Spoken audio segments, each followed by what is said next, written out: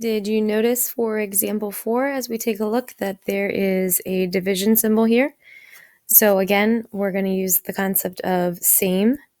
So keeping this first quantity, first fraction, exactly the same. If you don't want to write the over 1, you don't have to. Just make sure that you remember the trinomial is in the top. We're going to then change the division symbol to multiplication, and then we're going to flip and write the y squared minus 4p squared on the top, and the y plus 2p on the bottom. And now you know what's coming next. We need to factor. So go ahead and pause and come back to the video to check your work.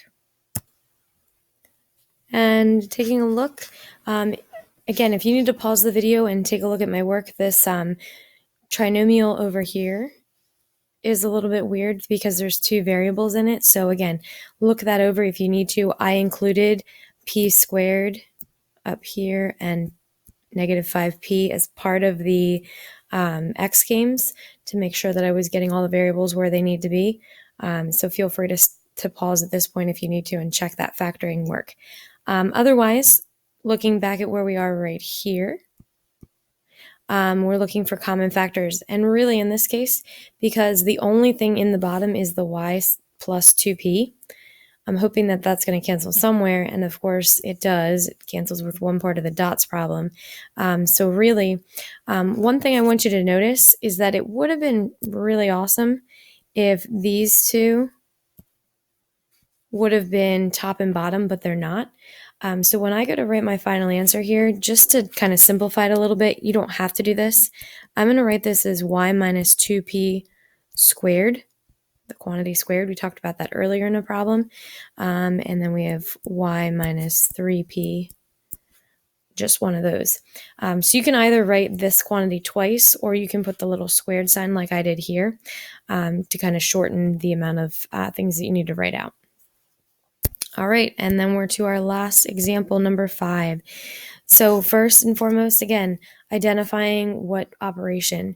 They didn't put the little dot or a division symbol this time, so we really have to know that when there's no operation between the parentheses, it's assumed to be multiplication. So this is one where I'm just going to extend that bar, and I'm going to factor. And lucky for us, they already factored the first entire rational expression, so really I just have to deal with the 4x squared minus 1 and the x squared minus x. So I'm going to just do those quickly as we go through. So 2x plus 1, x minus 1. We can do the dots method.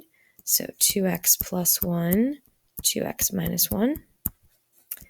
All over 2x minus 1 sounds familiar. And in this case, x squared minus x, lots of x's going on there, so we can take out the GCF, and we're left with x minus 1. Now, be careful here.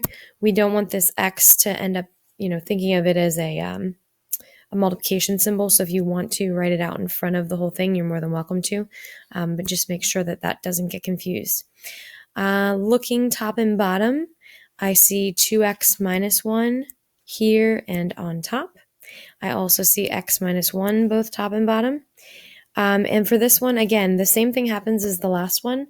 So your choice, you can write this out as 2x plus 1 times another 2x plus 1. I'm going to use that squared sign. And in the bottom, we just have a single x left over. And that's it. So